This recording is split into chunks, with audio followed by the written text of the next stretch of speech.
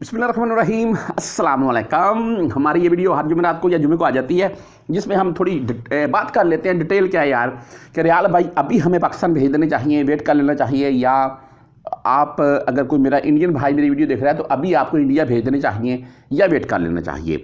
अच्छा, ऐसा ना हो कि ना रियाल का रेट 60 या 100, आपने थंबनेल में पढ़ लिया रियाल का रेट या 60 तक या 100 तक। देखें, ये बातें दो ही होनी है। आप तमाम दोस्त अखबार जानते हैं भी या रियाल का रेट मज़ीद गिर जाएगा या बढ़ जाएगा। अच्छा, मैं इसके मतलब क्या कहता हूँ आपको एक दो चीज़ें बताऊँगा और वीडियो ख़त्म करते हैं। ज़्यादा लंबी बनाने की ज़रूरत ही नहीं है।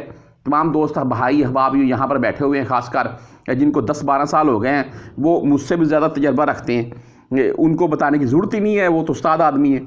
अच्छा, बहरहाल बातें दो ही हैं जी, या फ़ायदा या नुकसान।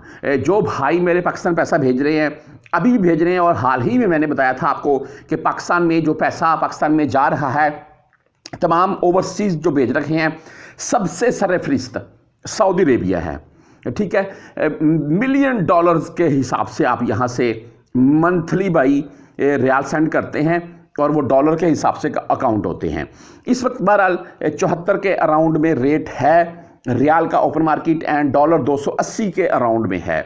ये तो तमाम दोस्त जानते ही होंगे जी। अच्छा, बातें दो ही हैं जी, या फ़ायदा या नुकसान। अब अच्छा, जो बात ये कर रहा था, जो पाकिस्तानी भाई पैसा भेज रखे हैं, हम भी भेजते हैं, सभी भेजते हैं, पाकिस्तानी भेजना, हमने कौन सा इंडिया ले जाना है। लेकिन बात करने का मकसद ये है कि यहाँ पर जो सेव करते हैं, क्या उनको मिसाल के तौर पर अगर मेरे किसी परदेसी भाई ने अपने पास 5, 10, 20 हज़ार रियाल सेव कर लिया है, तो ऐसा ना हो ना कि उसको भाई लाखों का नुकसान हो जाए, और ऐसा भी हो सकता है कि उसे लाखों का फ़ायदा हो जाए।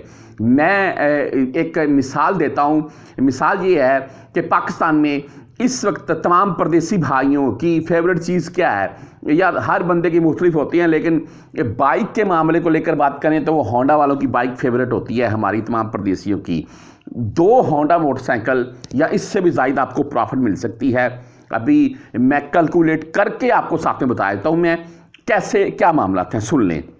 नंबर 1, अगर रियाल का रेट 60 तक गिरता है, मैं पहले जो नुकसान है उसके मतलब आपको बताता हूँ मैं।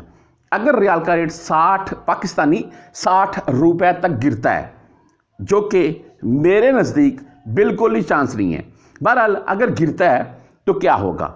देखिए, अगर किसी के पास 20,000 रियाल है, 60 तक रियाल का रेट गिरता है, तो उसको पता है कितना नुकसान है, तकरीबन 2,80,000 का, 2,80,000 रुपए तक का उस बंदे का नुकसान है अगर रियाल का रेट 60 रुपए तक गिरता है, जो कि मेरे नज़दीक नहीं गिरेगा।